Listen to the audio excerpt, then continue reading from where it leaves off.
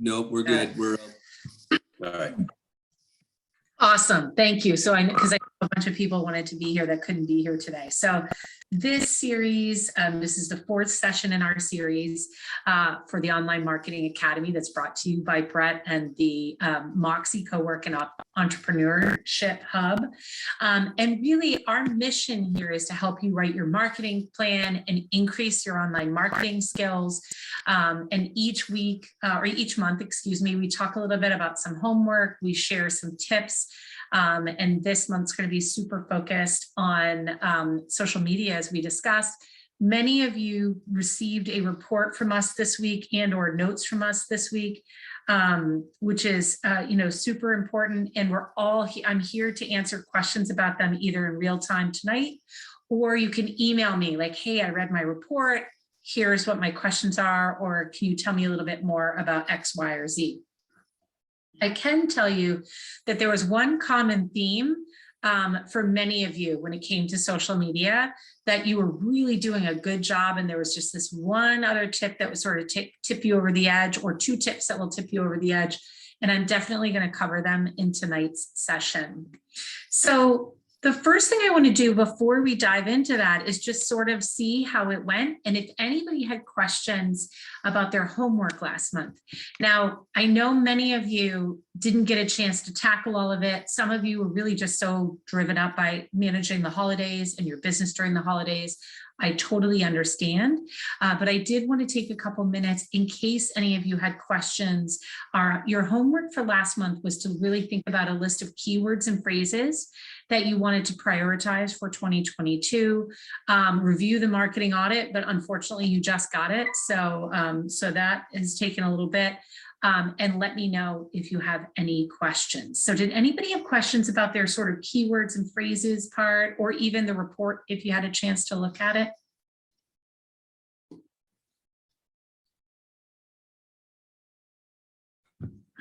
Okay, sounds like none. All right, so we'll just dive right into this month's topic, which is success on social media. So what I pulled together here I have a few different sections that we're going to look at. I've got some pro tips here in the beginning, which I'm going to cover, also a couple common themes I saw with each of you. Then we're going to look at the groundwork and some tactics for success, including channels, what channels are the right channels, and so on. So the first thing I want to start with is some pro tips. And really, I want you to think very creatively. A lot of times people get on social media and they think, okay, I sell this product. I'm just going to take a picture of the product. I'm going to put it up there. And that's what I'm going to do. And honestly, there's a lot of merit to posting photos like that and posts like that. But you also want to be creative in how you engage in conversation with people on social media. And I want you to think about it less like a newspaper ad, where you may just put a picture of your product and your hours, or I'm open, or I'm having a sale, and think of it more like a networking event in person. And in that case, what you would put in a newspaper ad definitely matters, but you also want to engage in some conversation. You want to stand out from a crowd. You want to tell the story of your business. When you're having conversations with people, it's a more three-dimensional experience than just I'm having a sale and here's what I sell kind of thing. So try to be creative to the extent that you can. One common theme I saw with several of you is you had awesome posts and good photographs, which are, really the foundation for success on social media. Many of you, I gave the advice or recommendation that you consider putting some people in the photos. And I know that's harder, but whether it's a customer shopping in the store, somebody like admiring a product, somebody that's on your team actually performing the service that you do, or creating the products, or working in the store, somebody wearing or using whatever it is that you do in whatever way it is, because that really helps your target customer see themselves in what you buy or sell, and that makes a huge difference. So for many of you, that was a tip that I gave you that's honestly a pretty easy one to implement. And it's what I would call a incremental but significant change to your marketing to mix more faces in. You'll find you'll get a lot more engagement, more people reacting to your posts, and at minimum, it will help more people see what you're doing, which is important. The next pro tip is it's really important to engage in conversation. As I said, this is it's an interactive platform. And you don't want to treat it just the way you would treat, say, a newspaper ad. You want to actually encourage people to talk. So it might be, hey, out of these 3 products, which one do you like the best? Or did you set New Year's resolutions? Ours was blank. Something that relates to your business. Like, you don't need to necessarily be chatty on just random topics, but think about ways to get your audience's voices included. We work with one company, which is actually a fitness company, that they actually ask their audience what flavors they should produce next, right? And the extent that you can engage in conversation, your tribe, you're working excited about getting people involved, then more people will see your posts. We're going to talk about algorithms in a couple of minutes, but so what helps more people see your post on Facebook is likes and comments are nice, shares are nice, but the highest engagement activity is people engaging in conversation in the comments.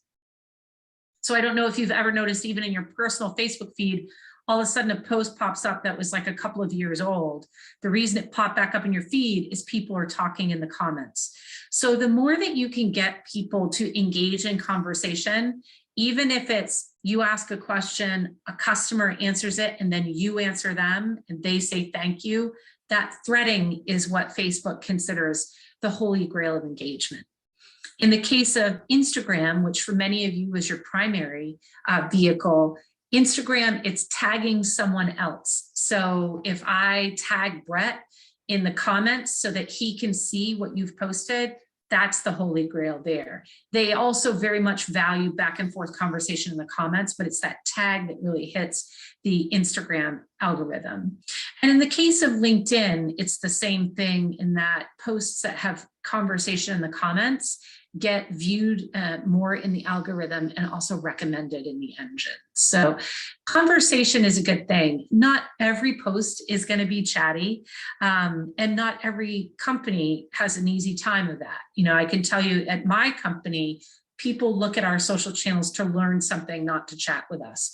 And so it's a lot harder for me in the business to business sector to get that kind of thing going than it is for some of you who are doing consumer facing services and products. So whenever you can, try to get a little chatting going on. If you see that you have a post that there's a lot of activity, throw a couple dollars against boosting that post, and then your audience will grow. So engaging in conversation is a big one. The next social media pro tip is really about being authentic. Not that any of you are anything less than yourselves on your social channels. Quite contrary, I was really impressed looking at many of the ones that I've been looking at the past couple of weeks. What I can say though is don't try to be more formal than you are if you're not formal, or more relaxed and casual and colloquial if you're not. Like, whatever voice that you have for your brand and your company is how you should be on social media. And this is actually hard for people who are running their own marketing in their business to not just talk like themselves, right? So whatever the voice is that your audience is going to be attracted to, that sort of really sums up who you are, that's the voice you should use authentically on social. In our case, we're a little bit less formal, right? And so it's fun when our images are a little bit less formal, our language is a little bit less formal. And I understand that if I'm competing for a publicly traded bank, that's not something that they value as much as, an entrepreneur would. But it is who we are and what our brand is. And so that's an important thing you should be thinking about when it comes to sort of the language that you use, the images that you use, and really the tone that you use. Another thing is about being responsive and not reactive. And by that, I mean, if you're going to encourage people to engage in conversation, monitor it, respond to people, and also be prepared to delete or amplify and thank people depending on the tone of the responses that you get. So make sure that you're really thinking about that thoroughly and not reactive. And a great example of reactive that we've been through at our business is, I want to say it was 2019, 18. One of our clients, which is the Maine Lobster Festival, had a significant scandal happen. And as a result, the team there's 4 of us that manage almost 25,000 comments a year on that channel. When that particular situation happened, the volunteer board committee didn't notify me until it was all starting to really be all over social.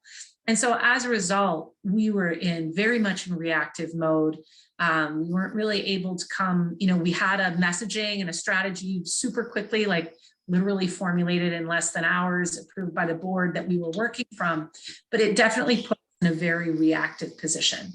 And in your case, you want to know that if your part of your strategy is to engage in conversation or to share your opinion about something that may or may not encourage a lot of people to speak, whether it's positive, negative, or both, be prepared to be part of that conversation rather than, we set aside staffing for 5 weeks, all knowing that we had to be as responsive and proactive as we could in that situation. And the same is true for you. So make sure you're responsive to people that consider your social channels like a telephone. And if someone is commenting on your page, your phone is ringing, right? So you want to be there and be ready to do it. And if you aren't able to do that, then it's time to ask for help because social media really is the new telephone for your business. And the other thing is tell your story. It's not just about what you buy or sell. It's why you do what you do, who you are, what makes you and your team passionate about what you're doing, what makes you uniquely qualified to serve your customer, your target customer, or the hero of your story. So think about different elements of telling your story. And I can tell you, it may feel like you're tooting your own horn and a little weird. What you might find, and it's certainly been the case for me over and over again, is that's the kind of content people respond to the most. They get more interested in it, they relate to it, they want more of it. In fact, a lot of our marketing went fairly quiet during COVID. And we had a lot of comments about that, like, when are you going to start blogging again? What's happening? And that's a really cool thing. And so make sure that you're prepared to tell your story and why you're doing what you're doing. All right. So the next thing, which is really the foundational element of success on social media, is laying the groundwork. So this is where we're really thinking about what are the key elements that we need to find success on social media. And the first one is the summary of our last webinar, excuse me, which was about creating content that works. We talked about really knowing your who, or your audience, and updating your marketing plan of what types of messages you needed and wanted to get out, when and why. What channels are you putting them on? What kinds of events are you having? Really kind of mapping it out. And then we talked about the 3 lists that would guide your content, which included where do you want to be the answer on search? So that was the list of keywords and phrases that we were looking for in homework. What do you hear regularly, whether they're questions or objections? And what do you wish people knew about you? So our last webinar, and if you weren't able to attend, it's no problem.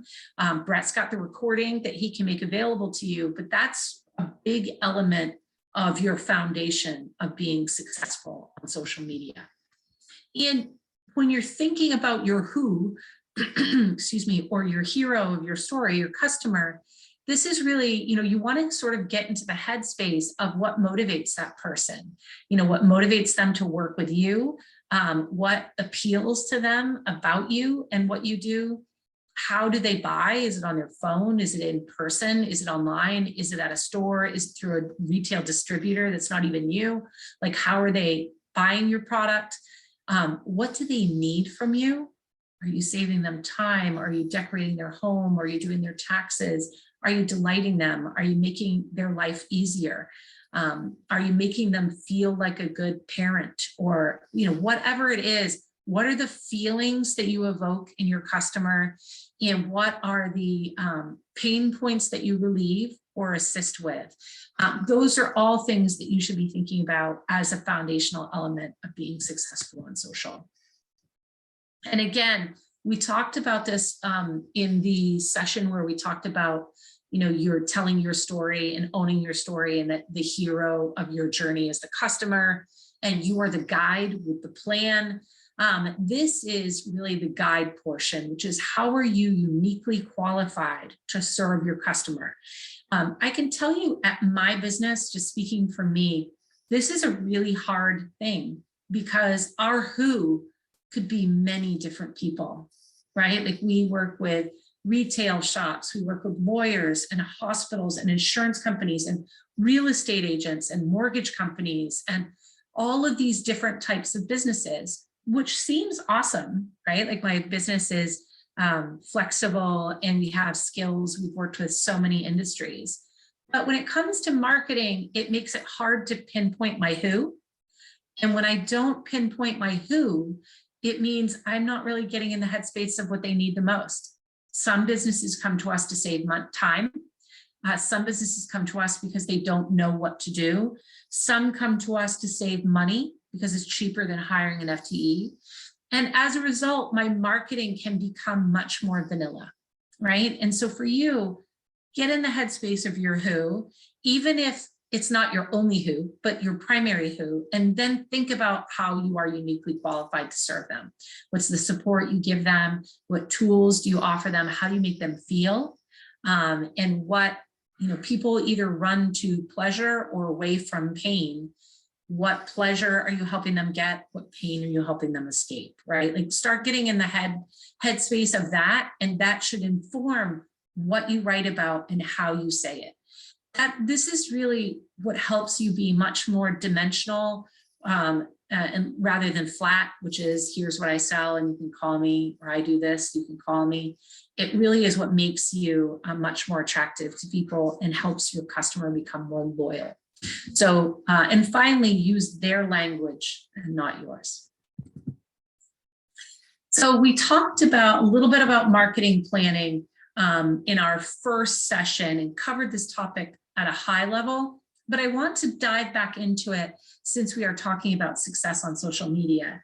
And that is, if you understand your goal of your business, which you should have set in our session number 1, like, what are some SMART goals about your business? Then it makes it easier for you to know what to do on social, right?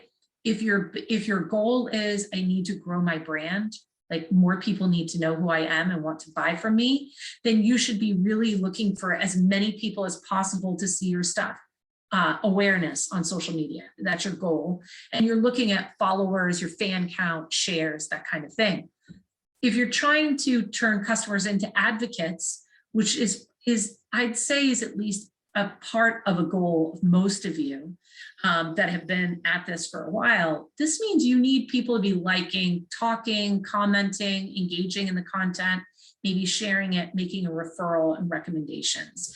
And then there's conversions if you want leads, and there's consumer sort of sentiment if you're looking at retention, right? That's when you're looking at testimonials and sharing reviews and things like that. So this is just one example of how the clearer you are about your goals, which we learned about in session 1, the easier this becomes. And if you're not clear on what you want to do, and you're not clear on, sort of the SMART, measurable things that you're trying to attain and track, then it becomes harder to be successful on social.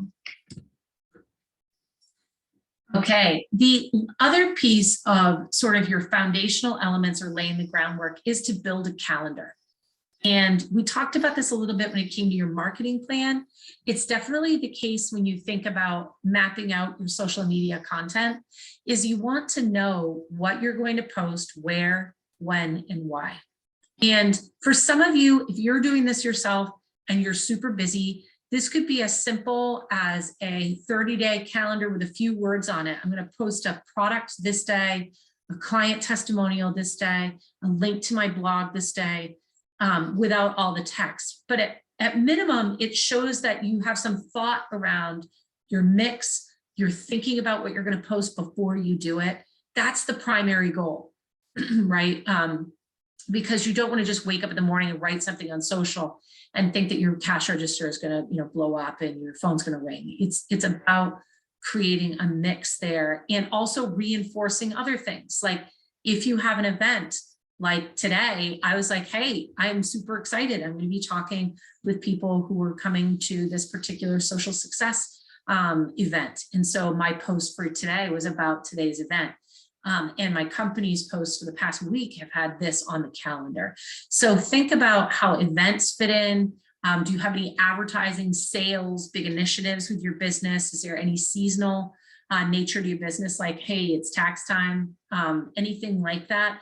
That should inform your calendar. So at Dream Local, we build calendars 30 days at a time, sometimes 45 if the client wants it that way, sometimes 2 weeks if there's a highly volatile thing happening at any given time.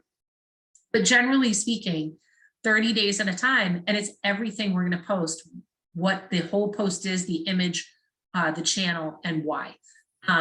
For many of you, if you have a smaller firm or it's just you can just make notes, right? Like I'm going to talk about this event, this customer, this thing, but it'll help you if you take a few minutes to map out a calendar for yourself.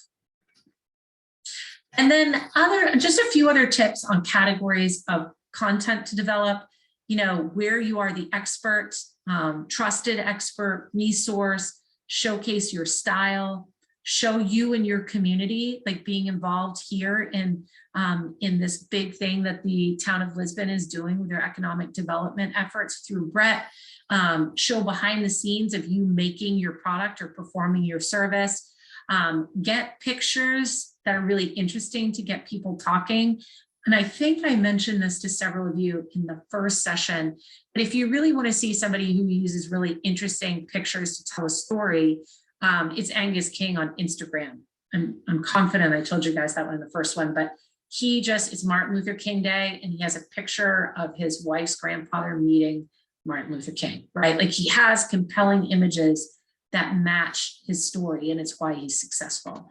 And then what do you wish everyone knew about you, right? Which we talked about a minute ago. So these are just a few types of content. And as we talked about in the first one, you want to pull it together in a plan of some kind. Here's my goal with social media. I want to boost my audience in Facebook. I want to increase my relevance and sales coming from Facebook and Instagram. Whatever your goals are, here's what I'm going to post. Here's my mix, and off to the races you go. All right. So that's a little bit about the sort of the pro tips about how to use the channels, no matter what channels, and then laying the groundwork of your plan and what matters to you, no matter what channels. Now let's talk a little bit about getting to work and doing the marketing on social media. The 4 biggest steps to being successful on social are the right channel.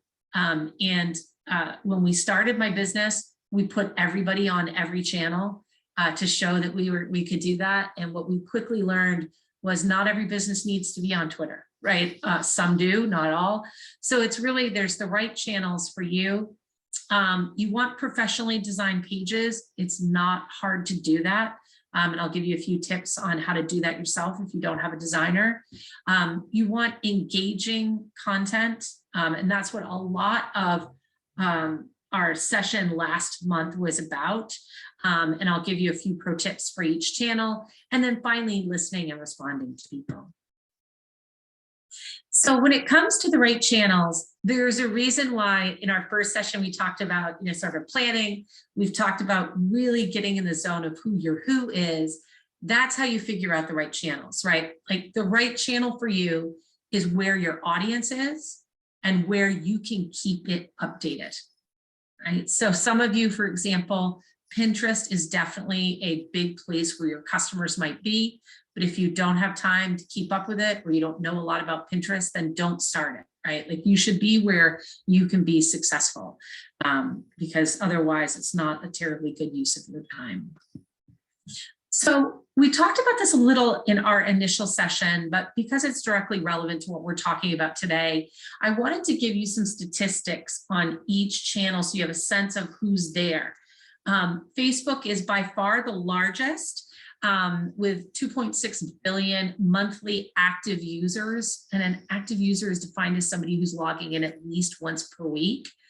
The average age of the user is 40 and a half, and they have 338 friends. I can tell you, we update these stats, I'd say probably every quarter. And less than a year ago, the average age of a user was 38. So the Facebook, sort of the core Facebook audience is aging, which I don't think is a surprise as these other channels have come up, which we're going to talk about in a minute. But it's important to recognize it's got the broadest demographics. It has the highest time used, which is almost 59 minutes a day, just about an hour a day, which is just a staggering amount of time. And there is an awful lot of disposable income here. So for almost all of you, Facebook is a primary vehicle for you. It's business to business. There's a couple of you that are business to business where I wouldn't say it's your primary, but it's still good to have a presence on Facebook. But it's the largest. It also is the most powerful back end for advertising. They're the most targeting capabilities here than anywhere else. Facebook knows an awful lot about you, including even, does she buy online via mobile? Like, has she ever filled out, has she done e-commerce transactions via mobile? Like, it'll tell you not to place a mobile ad if your target customer doesn't do a lot of shopping on mobile. So it's pretty powerful. Facebook, because they knew several years ago that their base was aging, they purchased Instagram, which is tied, I'd say it's tied for the second largest if we consider YouTube, which I'll mention in a minute. But Instagram is at 1 billion monthly active users, and there are 4.2 billion likes and 100 million photos shared every single day. Instagram, though, the majority of folks on Instagram are under age 35. They are upwardly mobile and affluent for those age ranges, but they are still younger, a lot less disposable income here. And you really need compelling imagery to be successful. So, on Facebook, it's about having a photo to sort of visually represent what you're saying in text. On Instagram, people won't even stop the scroll if the images are flat or not compelling, or if they're too heavily text-based, which can work really well on Facebook, but not as well on Instagram. So I mentioned that to a couple of you in your reports to just try to mix a few other images in, particularly images that include people, because that'll work a lot better on Instagram. Twitter has 330 million monthly active users. It's very powerful for listening. So for the Maine Lobster Festival, for example, we listen when people say they are visiting Camden, Rockland, Knox County Regional Airport, Portland Jetport. We pay a lot of attention to people that say they are in a certain place, and we listen for that and then try to pull them in. It's a really incredible global search engine in that vein. And it's an easy way to connect to people in a freer way, because on Twitter, there's one privacy setting, like you're either open or you're not open. Facebook and Instagram both have multiple layers of privacy, and it can be harder to reach people than it can on Twitter for the right type of product. As far as I know, I don't think many of you who are registered for this boot camp over these past next months, there's only a couple of you that are actively using Twitter. So it's not for everyone, but it can be a powerful engine for the right companies. LinkedIn is about business to business. So for those of you that are working with other businesses, this should be a really important part. This is not a social network where you're chatting about your family or your friends or what you did on weekends. This is when you're talking about your skills and capabilities professionally and how you help your customers. And there are 2 new members added every second here. If you're hiring, there are about 19.5 million college students or soon to graduate students on here. And if you are in the business to business space, 50% of people on LinkedIn are a decision maker at their company. So the people who write checks are here. Now, YouTube is considered by most to be a search engine, not a social network, but I include it here because it's such an important part of the story.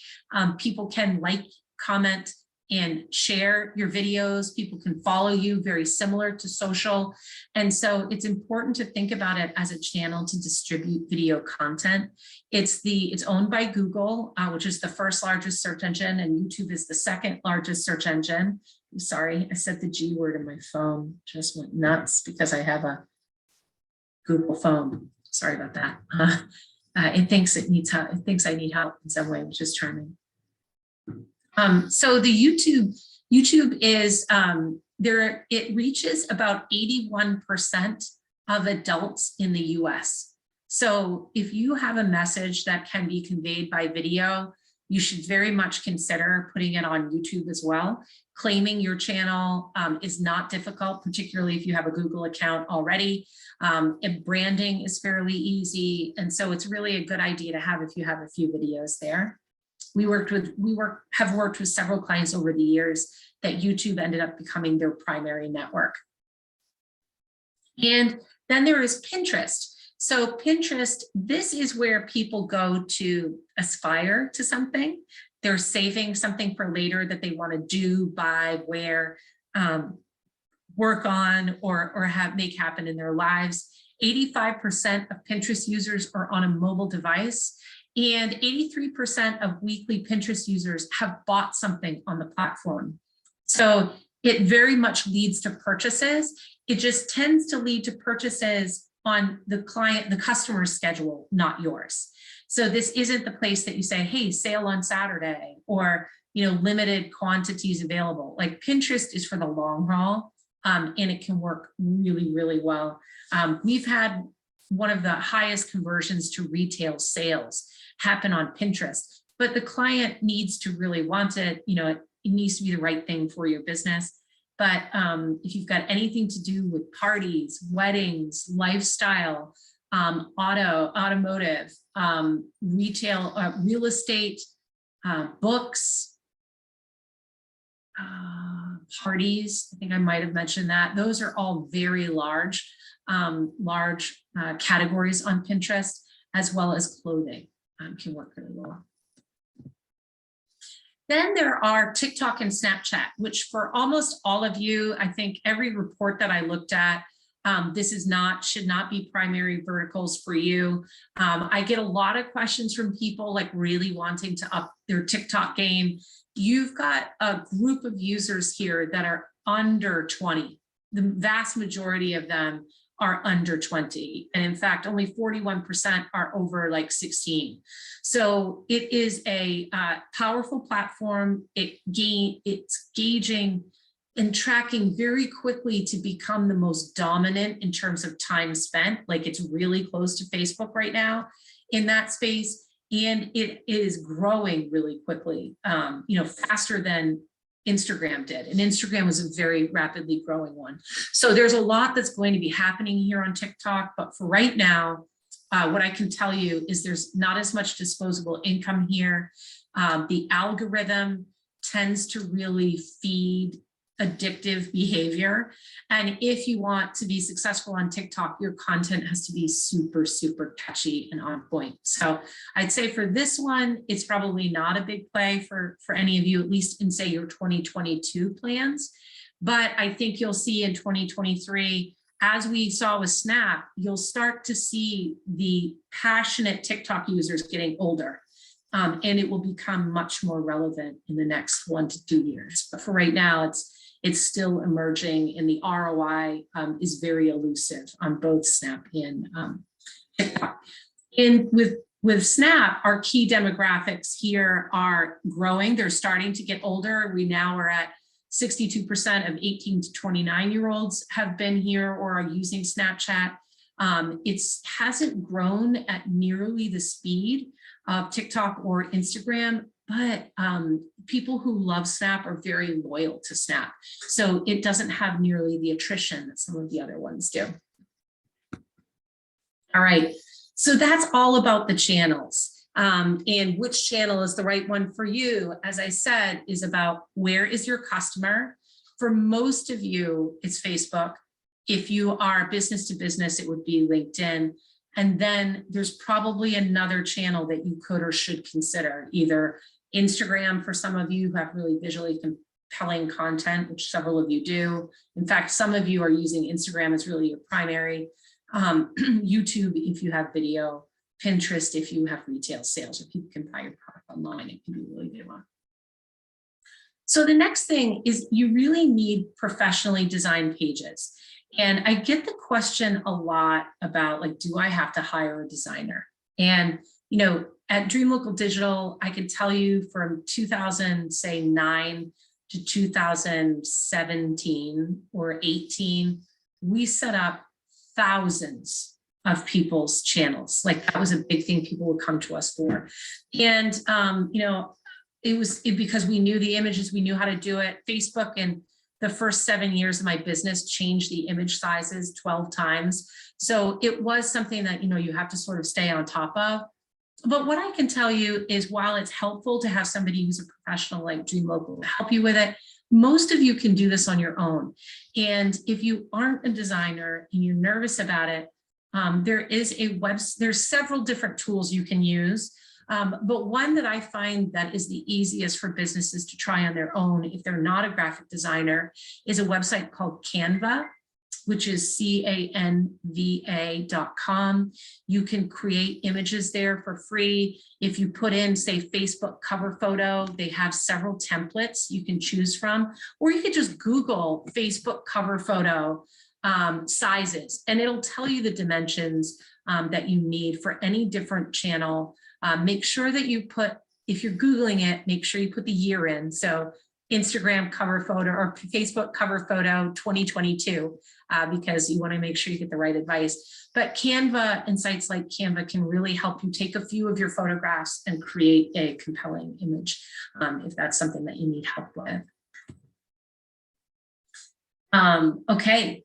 Well, the other thing I want you to think about is the category. Make sure you're in the right category for your business, and that you have a business page, not a personal page. If you're on Facebook, on Twitter, you can tell them you're a business page. On Instagram, you can even change from personal to business within one profile, which you can't do on Facebook.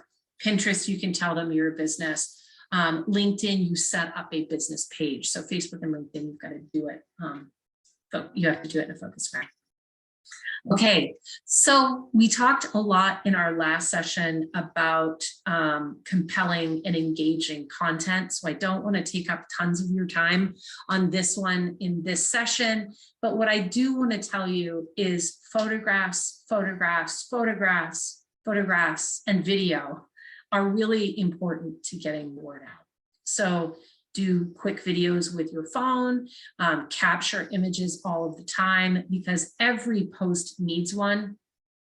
You should never have a post go out without a good image with it. And if you find yourself using the same images over and over and over again, it's time to go take more. It's a really important part of the process. And think about what makes you different, and what would sort of inspire you to stop your scroll if you were looking at social content. And this is just one quick example from the Maine Lobster Festival. And this is an example of us using a photo that someone else shared with us. So you don't have to take all the photos yourself. In fact, several times a year, we ask people to share their own photographs with us, and then we use them in our content, and they're fun. Hashtags. So this is a question I get asked a lot. Should I use hashtags? What are hashtags? How do I know if I have the right hashtag?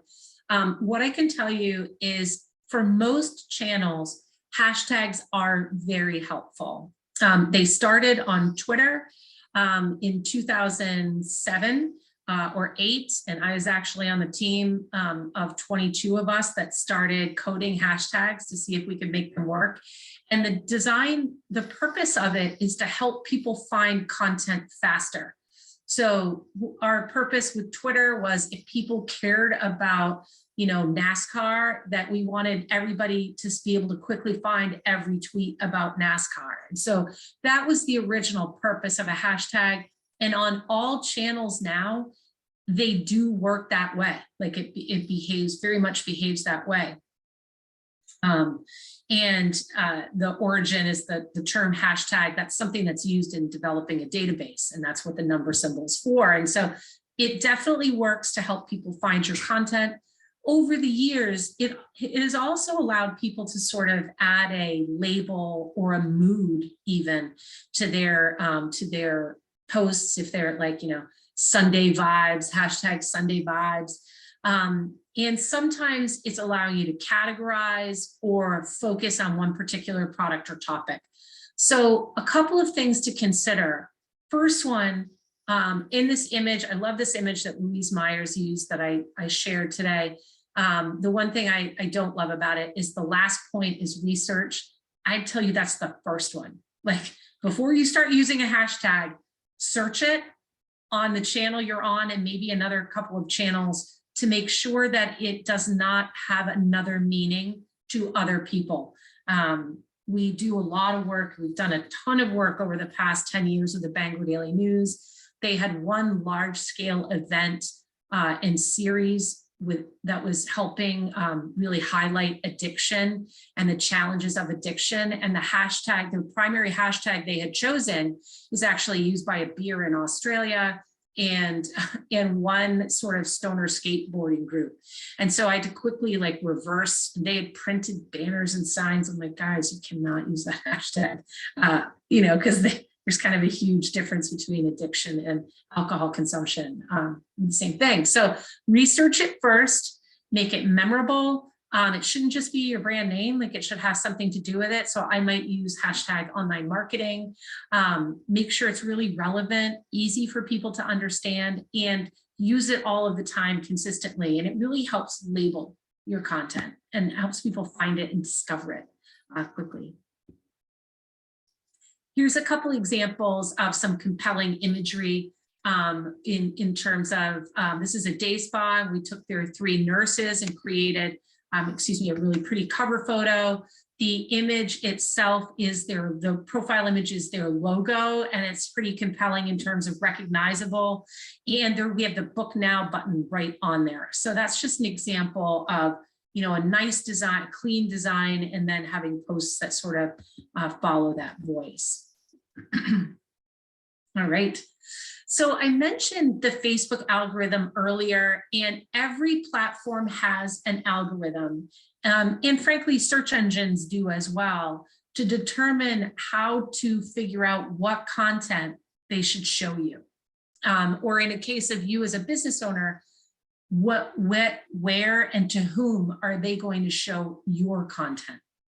So your ranking is really looking at 4 different factors here. The first one is inventory of all posts to display. So I was on what I would call a VIP session earlier today with 20 clients at noon. We had one who said, hey, was Facebook broken in December because none of my ads were seen? I usually have, we looked at their dashboards. Usually I'm up here, now I'm down here. And I said, dude, you're trying to talk to people when they're Christmas shopping, right? There's a ton of inventory of posts. There was, an exponentially higher inventory of advertising. There's, my grandmother used to joke about how many pounds of poo could fit into a 10-pound bag. And that's essentially what your Facebook feed is, right? It's a limited amount of space that they're trying to get stuff in. So depending on the day, the time of day, your audience, when they use the platform, the first thing it's looking at is how much space is there to get your stuff in. Second thing What signals are you giving that tell Facebook what your post is and about? One signal is a hashtag. One signal is your text and what you're putting in there. One signal is the target audience that you've defined if you're using any paid, so like boosting, or if you bought an ad, or in the case of your business, it could be the category that you've chosen, the people that are following your page, how relevant is what you're saying to those people. Third thing, predictions on how people are going to react to each post. And so, for example, Facebook's really looking at sentiment. And I think one of the biggest challenges with our very polarized political climate in the past several years is when people react strongly to something, either positively or negatively, it shows up in the feeds. And so it's naturally designed to help you not miss something important. So you've probably all had the experience where if somebody's having a baby or getting married or got a new job, something big is happening, you probably saw that post on Facebook. And the reason why is so many people that you know were liking it, commenting on it, or sharing it. The same is true when it's negative, right? And a lot of people are commenting on it. So things that are going to get strong reactions show up to more people longer in the newsfeed. And finally, a final score is assessed to that content based on all of those. And the 4 factors, these are the 4 primary, what I would call categories of signals, but there are 286 of them.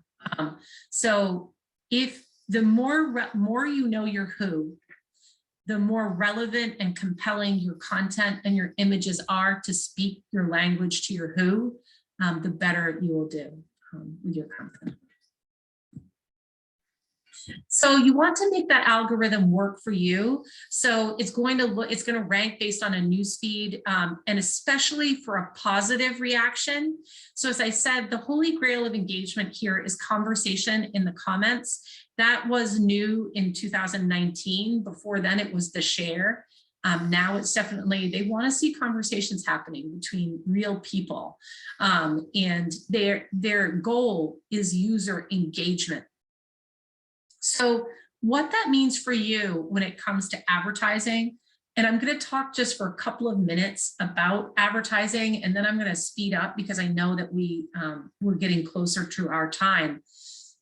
The Facebook advertising, actually, unlike almost any other kind of advertising you can buy, it gets cheaper the more specific you are.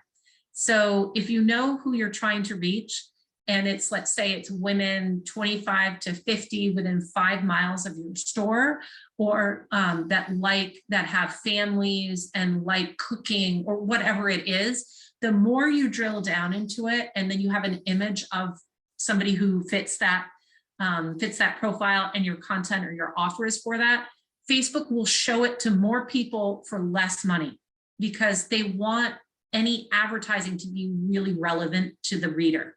And so most places, if you ask to get right in front of your people, that's when you pay a premium.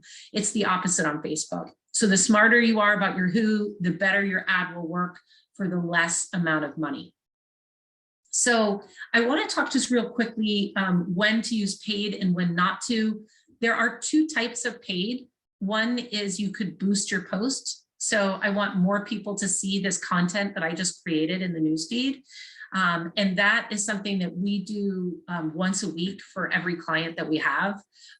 In your case, if you're doing your own, you might want to do 1 or 2 a month, but it certainly will increase your engagement and have more people follow your page and build your following. And then when it comes to advertising, you don't have to advertise to have people see your content or work with it, but it can be a very powerful tool. The paid ads platform on Facebook is also Instagram. It's the same back end, and you can have your ads go to either channel or both, even if you don't have an Instagram profile.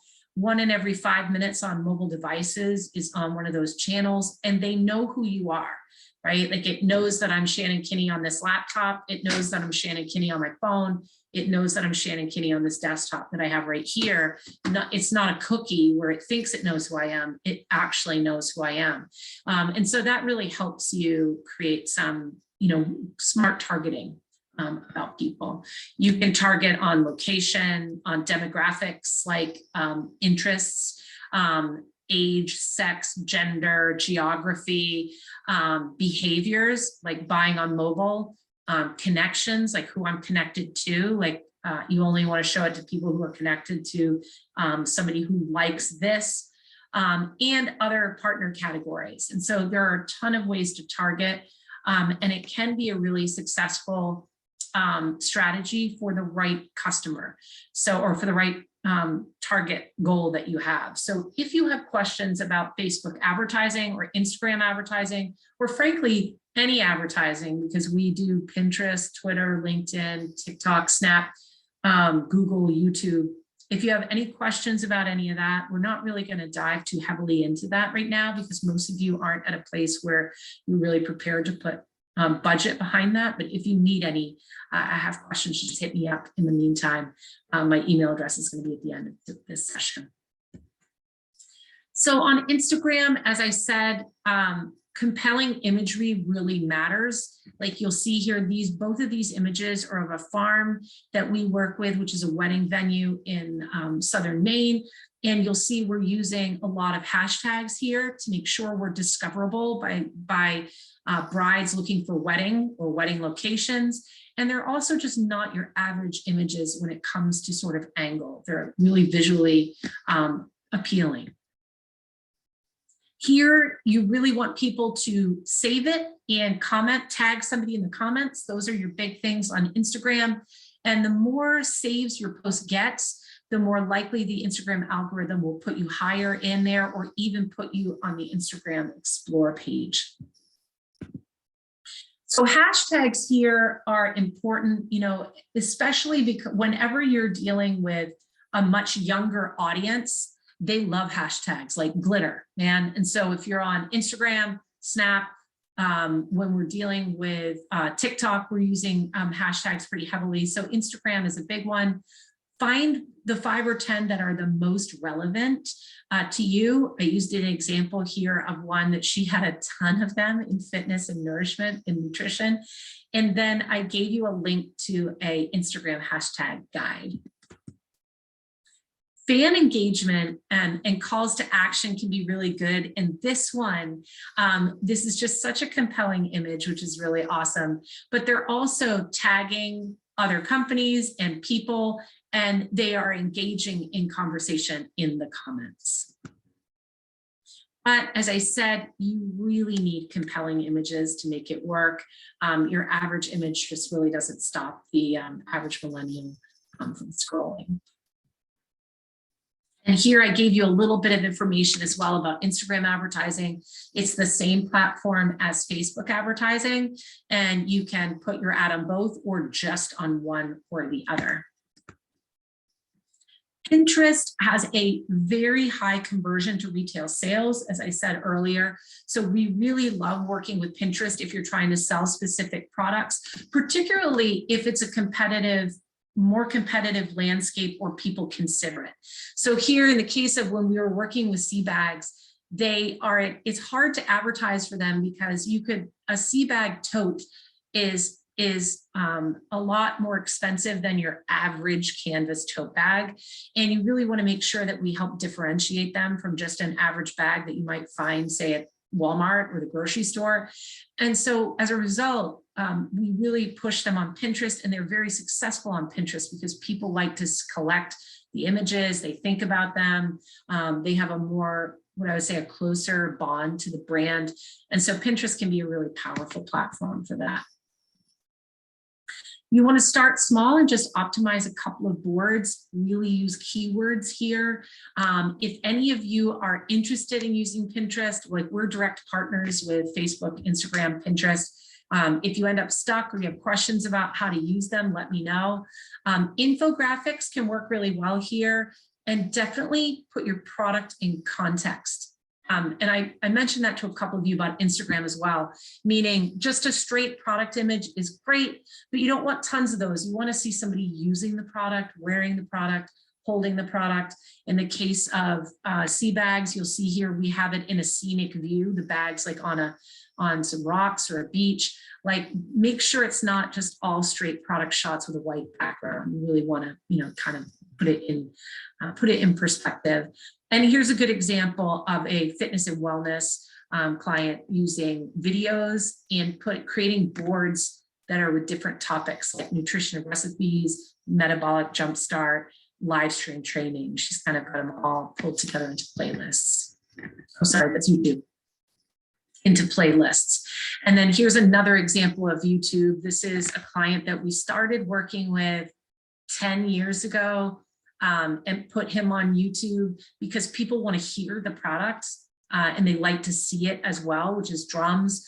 We're now, I think we've crossed the threshold of 20 million views on this particular company's channel. And it's a great example of how, if you devote time and really try to work on a channel to maximize the value of that channel, then it can really sing. Like the content that goes on YouTube is very different than the content that goes on Facebook or Instagram.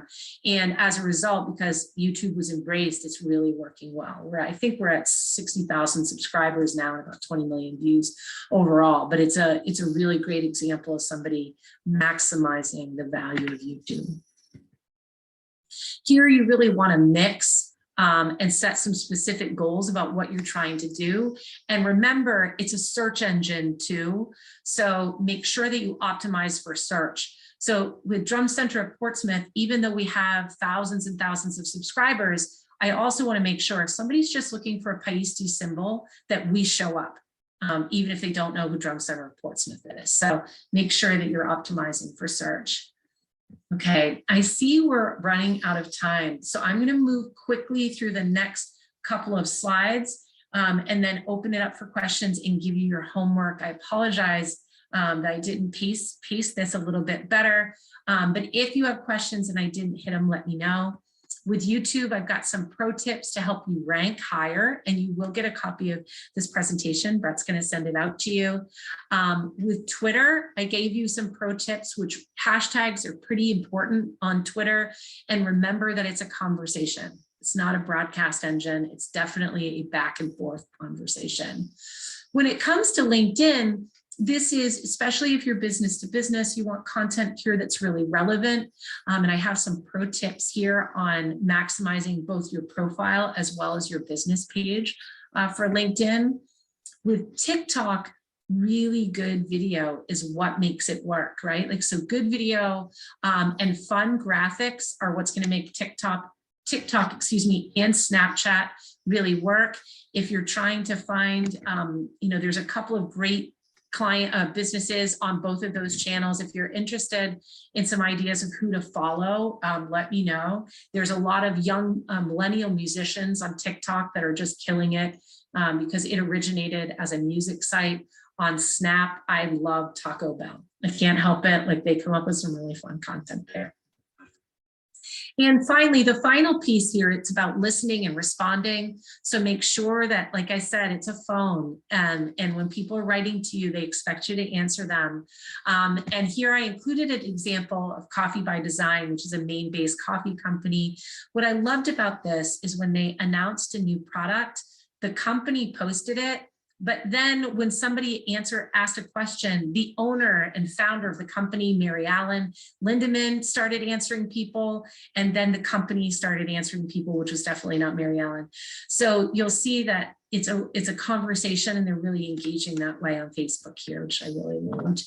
And this one is when you ask questions, remember we talked about stimulating conversation, you can get people to share. So here's an example of a post we did for Brooks Trap Mill, and we were asking people to share, and then people started, all these on the right are people sharing photos in the comments. So your prospects, your audience loves to engage with you on the right topic. And here is another example of Round Top Ice Cream with people answering. So your homework, what I'd really love for you to think about in the next month, take a look at those reports. Let me know if you have questions and want to talk about it further.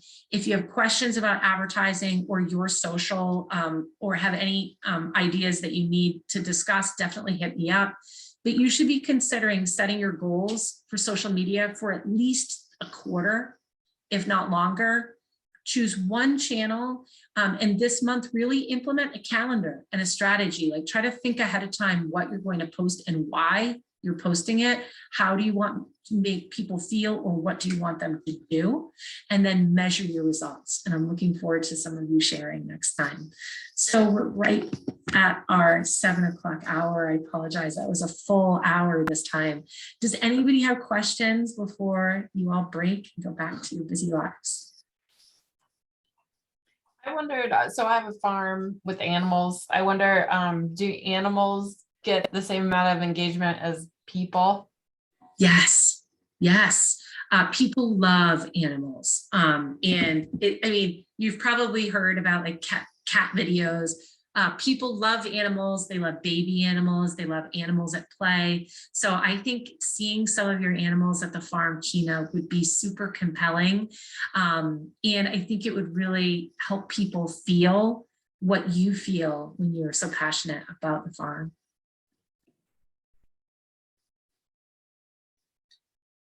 Good. Well, thank you, everybody, for tonight. Brett, anything else you want? Brett's going to send out a copy of the presentation. Yeah, no, as always, Shannon, thank you. Great content tonight. Our next session is February 16th, and that's about building loyalty with great content. So look for updates on lisbonmoxie.org, and we'll be in touch following up after the session. Looking forward to the next. Great. See you all next month. Thank you. Bye. Bye-bye.